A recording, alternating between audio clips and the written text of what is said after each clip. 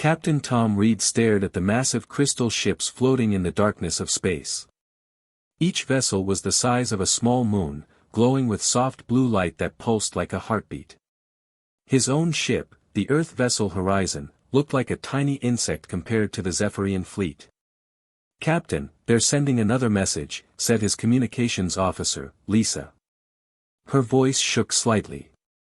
Everyone on the bridge knew this was probably Earth's last chance. Tom straightened his uniform and walked to the center of the bridge. "Put it through." The main screen flickered, and a towering figure appeared. Emperor Valex looked like he was made of living crystal, his body shifting between blue and purple colors. When he spoke, his voice rang like distant bells. "Captain Reed of Earth," the Emperor said. "You have arrived as promised. Your people's fate will be decided today." Tom took a deep breath.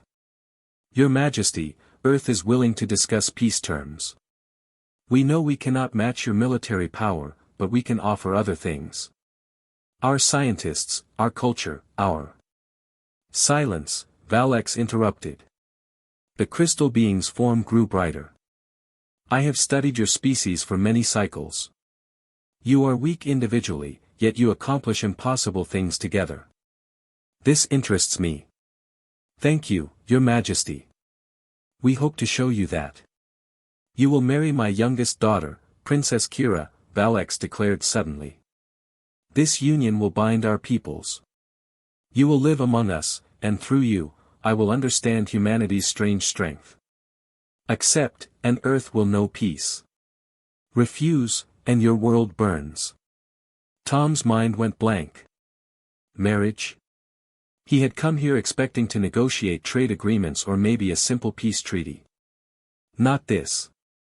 "I need time to think," Tom said carefully. "You have until the sun sets on Zephyr Prime. 6 of your hours." The Emperor's image disappeared. The bridge fell silent. Tom looked around at his crew. Lisa's face was pale. His security chief, David, was shaking his head slowly. "Captain," David said quietly, "this could be a trap.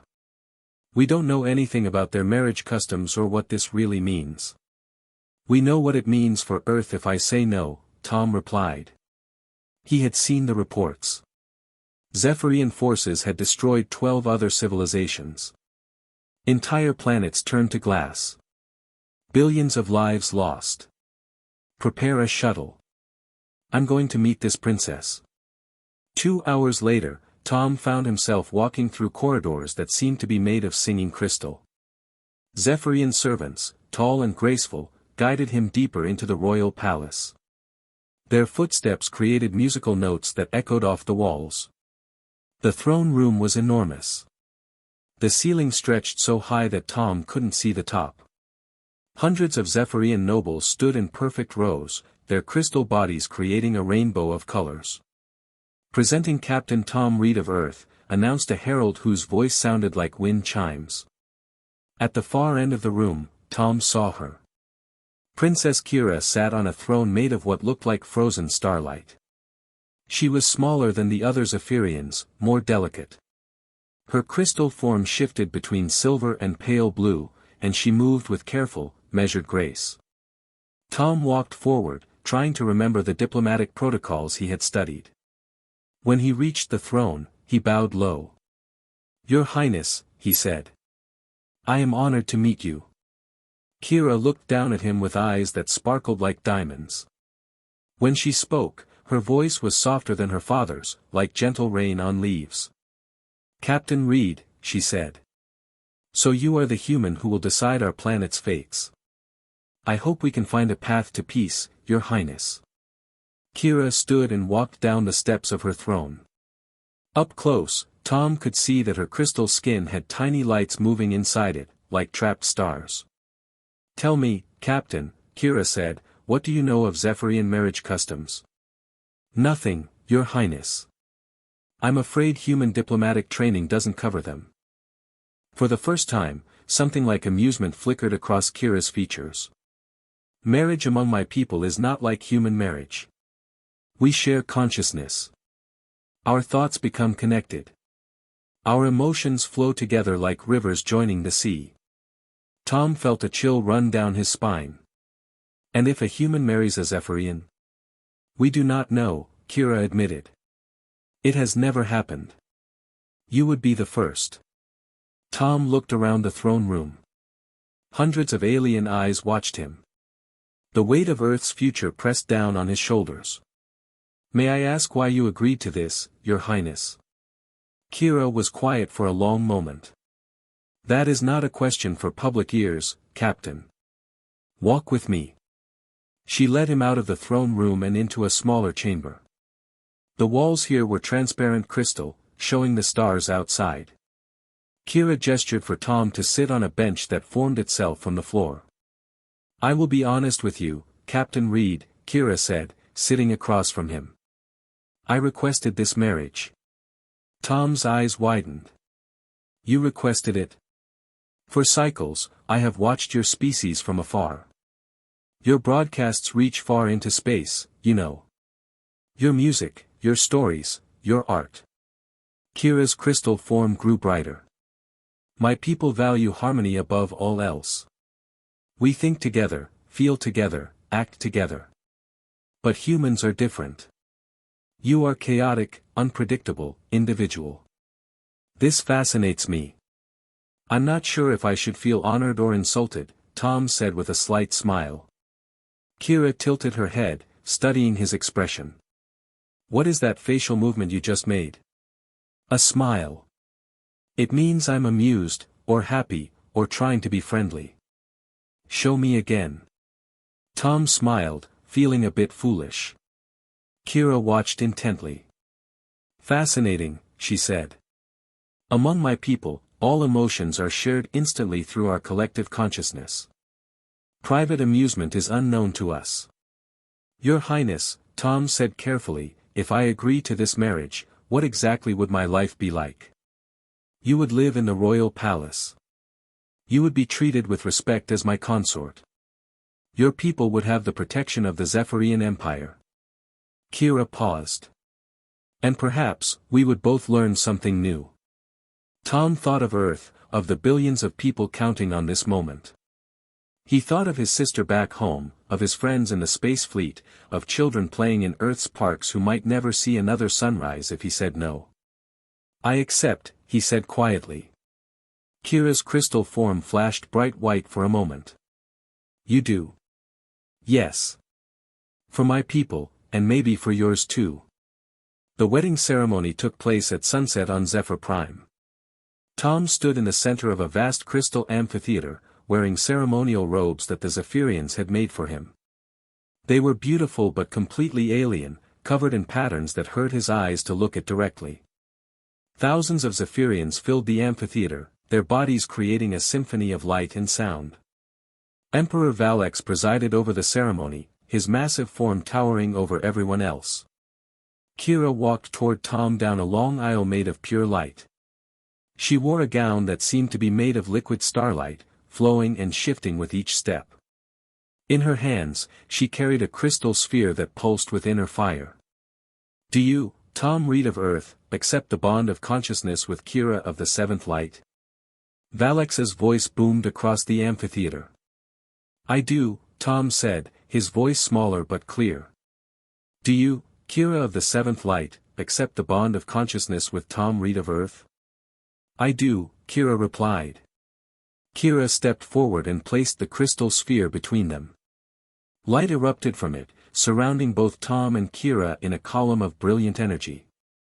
Tom felt a strange tingling sensation, as if electricity was dancing on his skin.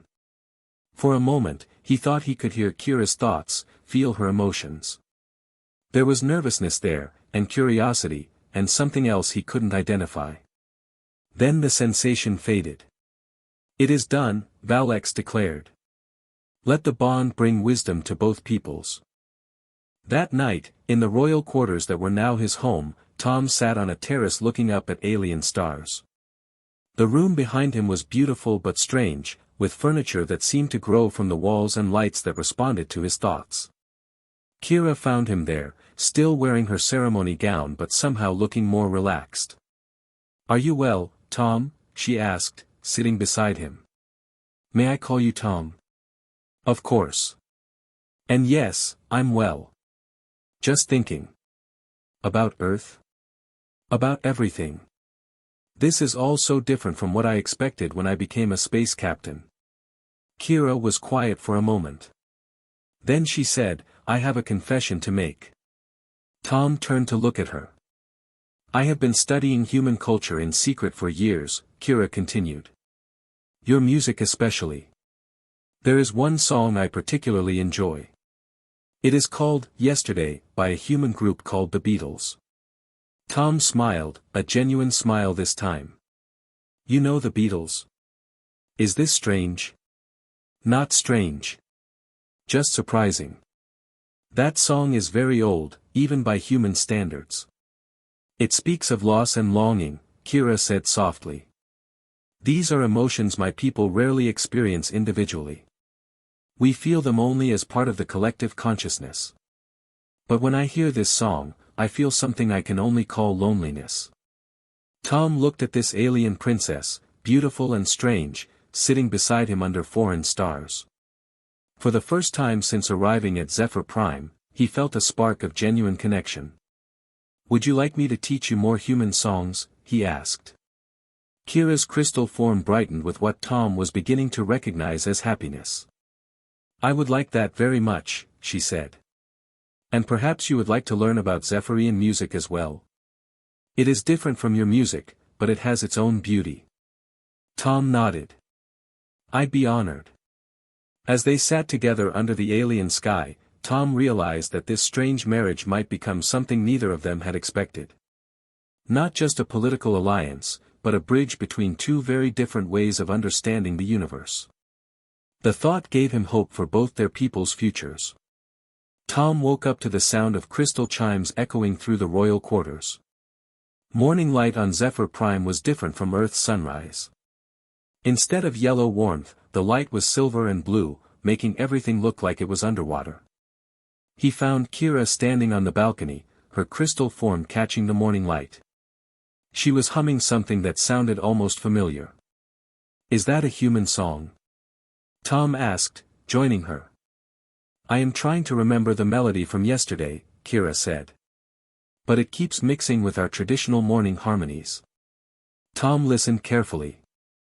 She was humming Yesterday, but in a completely different key, with extra notes that made it sound like Zephyrian music.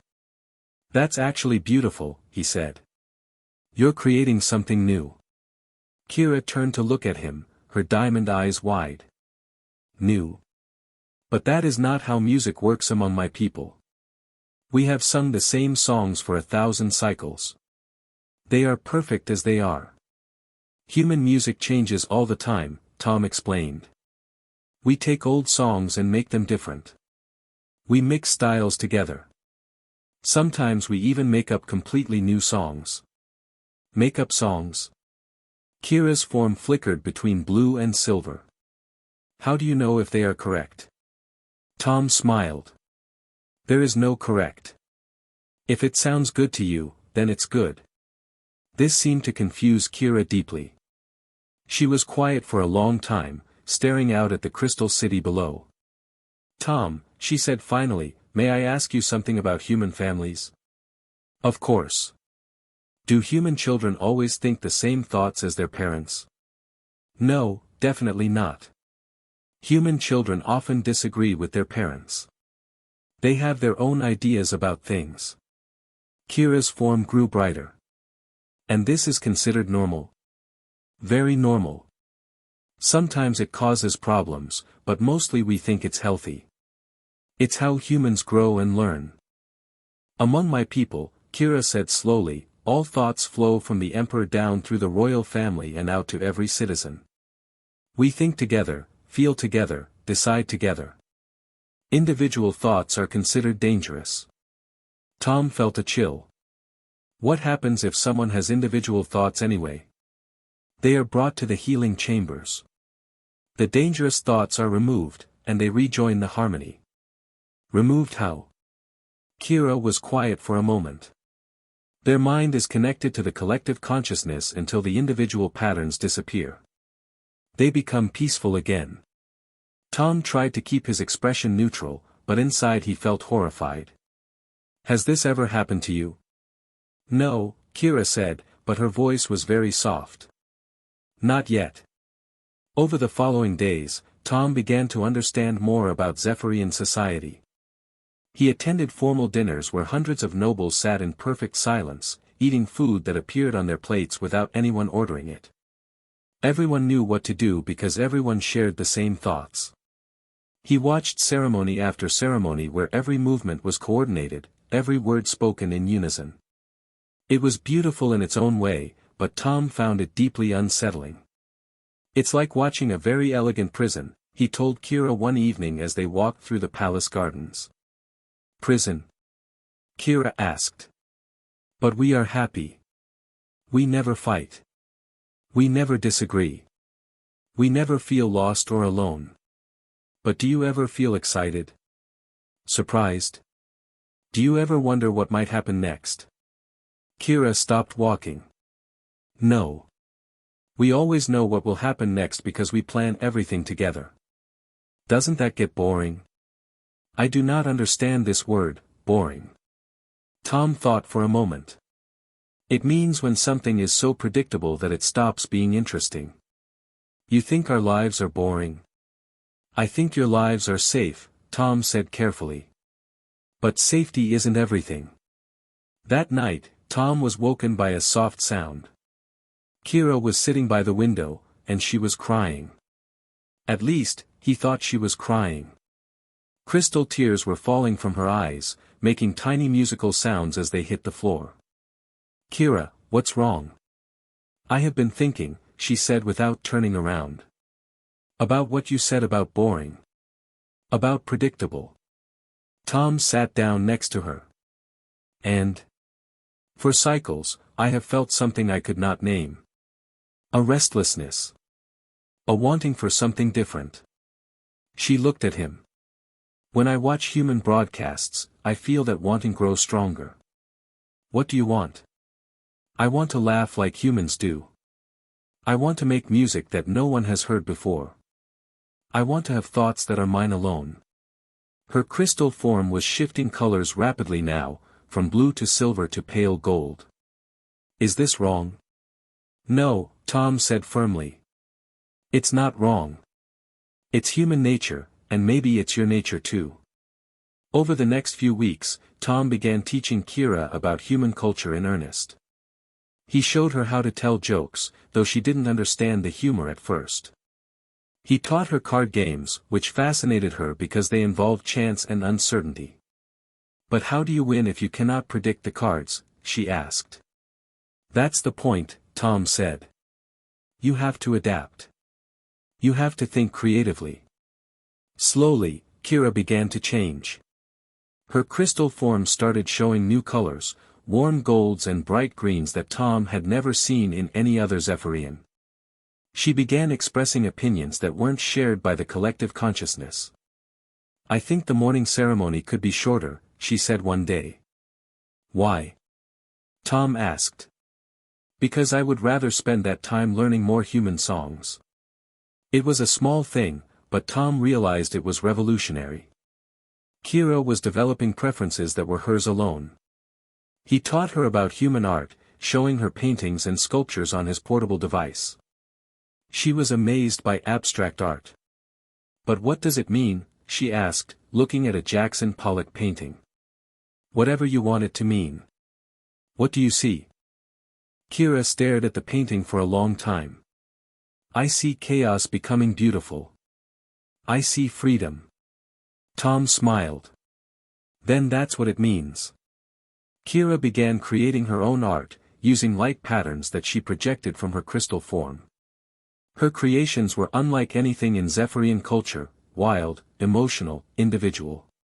But their happiness couldn't last. Tom first noticed the stares during a formal dinner. Other members of the royal family were watching Kira with expressions he couldn't read. When she laughed at something Tom had whispered to her, actually laughed out loud during the silent meal, the entire room went cold. After dinner, Kira's oldest brother, Prince Sax, approached them. Sister, he said, his crystal form dark blue with disapproval, your behavior has become concerning. How so, brother? Kira's voice was steady, but Tom could see tension in the way she held herself. You make sounds during the sacred meal. You express individual preferences. You create art that follows no established patterns. Zax's eyes turned to Tom. The human's influence has become dangerous. Tom is helping me learn, Kira said. Knowledge is not dangerous. Individual knowledge is very dangerous, Zax replied. It disrupts the harmony. It causes chaos. After Zax left, Tom found Kira sitting quietly in their quarters. Are you in trouble because of me? He asked. I do not know, she said honestly. This has never happened before. 2 days later, Emperor Valex summoned Tom to a private audience. The Emperor's throne room was smaller this time, but somehow more intimidating. Human, Valex said without preamble, my daughter is changing. Yes, Your Majesty. She's learning. She is becoming individual. She has begun to think thoughts that do not belong to the collective consciousness. Tom chose his words carefully. Is that necessarily bad, Your Majesty? Valex's crystal form flared bright red. Among my people, individualism is a disease. It spreads. It destroys unity. It causes wars and suffering. Among my people, individualism is a strength. It helps us solve problems and create new things. Your people are also violent and chaotic. Sometimes, yes. But we're also creative and adaptable. We survive things that would destroy a collective consciousness because we think differently from each other. Valex was quiet for a long time. The peace treaty between our peoples depends on this marriage remaining stable. If Kira becomes too individual, too different, the other nobles will demand action. They will see her as a threat to our entire civilization. What kind of action? The healing chambers, human. Her individual thoughts would be removed, and she would return to the harmony. Tom felt his heart stop. And if I refuse to let that happen? Then the treaty ends, and your world burns. That night, Tom sat with Kira on their balcony, watching the alien stars. He told her about his conversation with her father. So I must choose, Kira said calmly. My individual thoughts, or your world survival. There has to be another way. Perhaps there is, Kira said thoughtfully. You have taught me that humans solve problems by thinking differently.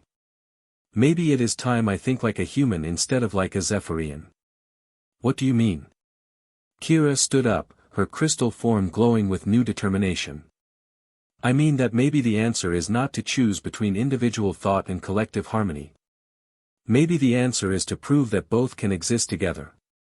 How? I do not know yet, Kira admitted. But I will find a way. You have shown me that impossible things can become possible when you approach them differently. Tom looked at his alien wife, this strange and wonderful being who was becoming more human every day while somehow becoming more herself. Whatever you're planning, he said, I'm with you. Kira smiled, a real human smile that lit up her crystal features. Then we will change both our worlds, Tom read of Earth. Or we will fail trying. In the distance, Tom could see the lights of the crystal city pulsing in their eternal rhythm. Soon, he suspected, that rhythm was going to change forever. 3 days passed in tense quiet throughout the crystal palace. Tom could feel the weight of thousands of alien eyes watching their every move. Kira had become more careful about showing her individual thoughts in public, but in private, she continued to grow more human-like in her thinking. I have an idea, she told Tom one morning as they shared breakfast on their balcony. But it is dangerous. Tell me. The Council of Harmony meets tomorrow to discuss my situation. They will decide whether I need healing chamber treatment. Kira's crystal form shifted to nervous silver. I want to speak to them directly. Tom nearly dropped his cup. Kira, that's never been done. Individual Zephyrians don't address the council. Exactly. That is why it might work. You taught me that humans succeed by doing unexpected things. What would you tell them? I want to show them that individual thought can serve the collective good. That being different can make us stronger, not weaker. Tom felt proud of her courage, but also terrified. And if they reject your argument? Then I will accept the healing chambers, Kira said quietly. I will not let your world die for my freedom. But Tom could see in her eyes that losing her individual thoughts would be like dying anyway. The next morning, Kira stood before the Council of Harmony. The vast chamber was filled with the most powerful Zephyrians in the Empire. Their crystal forms created a symphony of blue and purple light that pulsed in perfect unison. Emperor Valek sat at the center, his massive form darker than usual. Princess Kira, he announced, you have requested to speak before this council. This is unprecedented. Yes, Father. I wish to speak about the value of individual thought. A ripple of shocked energy went through the assembled nobles. Several council members began glowing brighter with agitation. Individual thought is chaos, declared Prince Sax. It disrupts our perfect harmony. May I demonstrate something? Kira asked. Valek gestured for her to proceed. Kira stepped forward and began to sing. But instead of the traditional Zephyrian harmonies, she sang something completely new. It started with their classical morning song, but then she added human melodies she had learned from Tom. The result was unlike anything the council had ever heard. The music was beautiful, complex, and strange. It kept the peaceful harmony of Zephyrian tradition but added emotional depth and unpredictable variations that made it exciting. When she finished, the chamber was silent. This song did not exist until I created it, Kira said. I took our traditional harmony and combined it with human individual expression. The result is something new, something that serves both traditions. It is different, admitted one council member uncertainly. Different is not always wrong, Kira replied. Captain Reed has taught me that humans become strong precisely because they think differently from each other. When they face problems, they approach them from many angles. This gives them solutions that no single mind could discover. But we have no problems, said Prince Sax. Our collective consciousness anticipates and prevents all difficulties. Does it? Kira asked. Then why have we never been able to understand how humans achieve impossible things with primitive technology? Why do they continue to surprise us? The council members exchanged uncertain glances. Emperor Valek leaned forward. What exactly are you proposing, daughter? I propose that individual thought and collective harmony can work together. Let me keep my individual thoughts, but use them to serve our people. Let me be the bridge between human creativity and Zephyrian wisdom. Before anyone could respond, an urgent alarm began sounding throughout the palace. The crystal walls flashed red, and messenger nobles rushed into the chamber. Your Majesty, gasped one of the messengers, emergency signals from the border worlds. A massive solar storm is approaching the Kepler system. All 3 inhabited worlds are in danger. Tom felt his blood turn cold. The Kepler system housed over 50 million Zephyrians. Emperor Valek rose from his throne. How much time? 6 hours until the storm reaches the outermost planet. 12 hours until it hits Kepler Prime. The council immediately fell into collective consciousness mode. Their crystal forms synchronized, pulsing in the same rhythm as they shared thoughts and analyzed the situation together. Minutes passed. Then more minutes. Tom could see growing agitation in their synchronized pulsing. The collective consciousness cannot find a solution, Prince Sax finally announced. The storm is too large and moving too fast. Our standard evacuation protocols require 18 hours minimum. Redirect it, suggested another council member. Impossible. No technology exists that can move something so massive. Block it with our defense grid. The energy output would destroy our own ships. Tom watched as the most brilliant minds in the Zephyrian Empire reached the same conclusion over and over again. Their collective thinking, which worked perfectly for normal problems, kept leading them down the same logical paths to the same impossible dead ends. Suddenly, Kira stepped forward. "May I suggest something?" The council turned to her in surprise. In moments of crisis, individual suggestions were unthinkable. "Daughter," Emperor Valek said carefully, "the collective consciousness has analyzed all possibilities. But has it analyzed impossible possibilities?" "What do you mean?" Kira's crystal form began glowing brighter. "Human thinking taught me to consider options that seem crazy at first. What if we don't try to stop the storm or move it? Then the planets will be destroyed," Prince Zack said impatiently. "What if we move the planets instead?" The entire council went silent. Tom felt his heart racing. "Move planets?" Emperor Valek repeated slowly. "That is impossible." "Is it?" Kira asked. "We have gravity manipulation technology. We use it to move our ships and build our cities.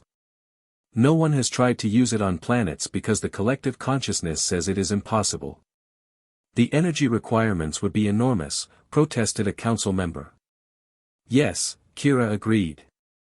"But we have enormous energy sources. The 3 planets themselves have massive crystal cores. What if we connected them in a network and used their combined power?" Tom could see the council members beginning to consider her idea. Their collective consciousness started analyzing the proposal. "The calculations are complex," Prince Zack said after a moment. "Then we need multiple approaches to the calculations," Kira said. "Different minds working on different parts of the problem." She turned to Tom. "Human engineering principles suggest that complex problems are best solved by teams with different specialties." "You want us to think individually?" asked Emperor Valek, his form flickering with uncertainty. "I want us to think individually and collectively at the same time," Kira replied. "Each specialist team develops their own solutions, then we combine them through the collective consciousness." Tom stepped forward. "Your Majesty, I've seen human teams solve impossible problems this way. Each person contributes their unique perspective, and together they create solutions none of them could have found alone." The chamber buzzed with nervous energy. What Kira was proposing went against thousands of years of Zephyrian tradition. "There is no time for traditional methods," Kira pressed. "In 4 hours, 50 million of our people will begin to die. We must try something new." Emperor Valek was quiet for a long moment. Then he said, "Proceed." The next few hours were unlike anything in Zephyrian history. The council split into specialized teams. Engineers worked on gravity manipulation calculations. Physicists studied planetary movement dynamics. Energy specialists designed power transfer systems.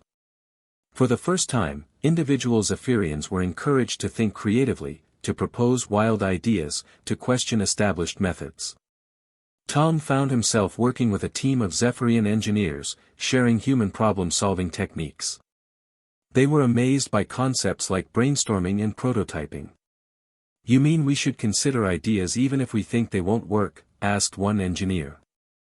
"Especially if you think they won't work," Tom replied. "Sometimes the craziest ideas lead to breakthrough solutions." Kira moved between teams, coordinating their efforts and ensuring that individual innovations were shared through the collective consciousness.